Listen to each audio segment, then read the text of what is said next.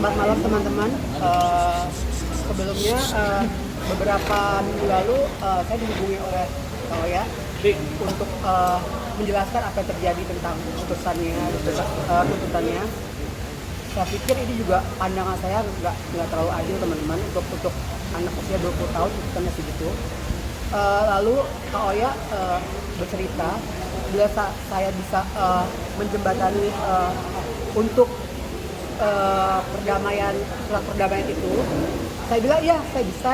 Saya mengiyakan iya, saya bisa. Saya kenal dekat sekali dengan keluarga beliau, keluarga papanya Loli. Saya menjembatani akhirnya.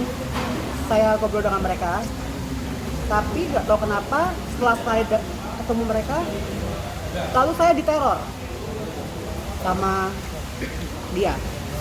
Keluarganya juga diteror sama dia. Oh ya juga diteror sama dia. Diomongin yang nggak enak. Bukan punya gue. Saya juga akhirnya ngebales. Saya bilang ini kan mereka sudah dewasa, suka sama suka gitu. Jadi kalau emang ada hal perdamaian yang bisa dilakukan, kenapa enggak gitu. Lalu dia bercerita, ya nggak enak lah ngomong ke saya.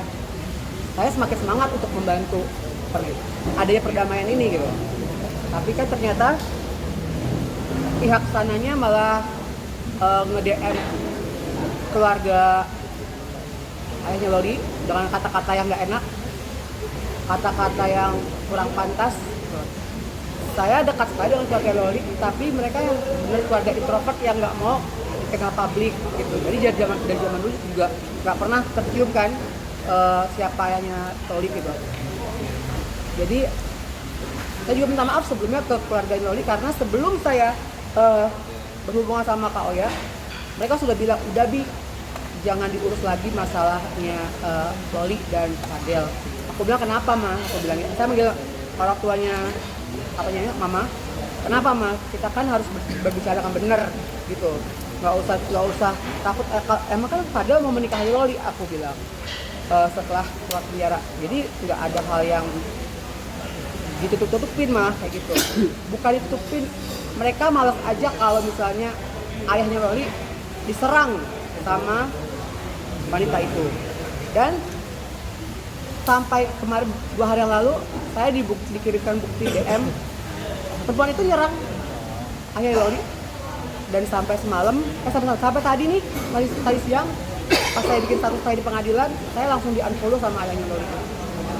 Jadi saya nggak takut karena di sini saya berdiri yang benar gitu, karena nggak ada salah sih. Menurut pandangan saya mereka nggak salah sih sebenarnya. Jadi nggak adil sih menurut saya.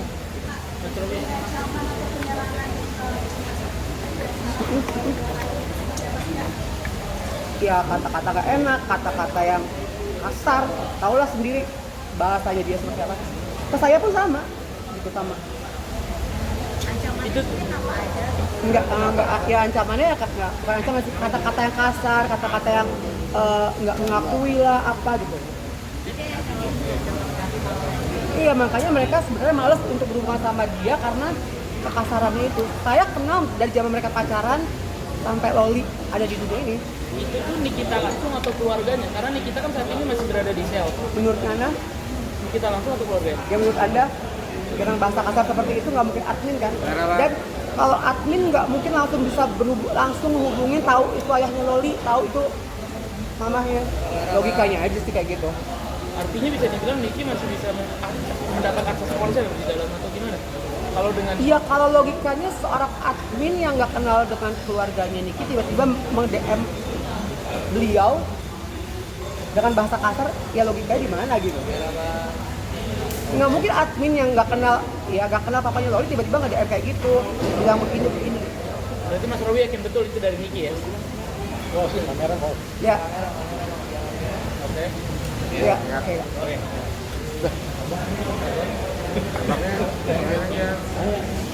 Udah lah.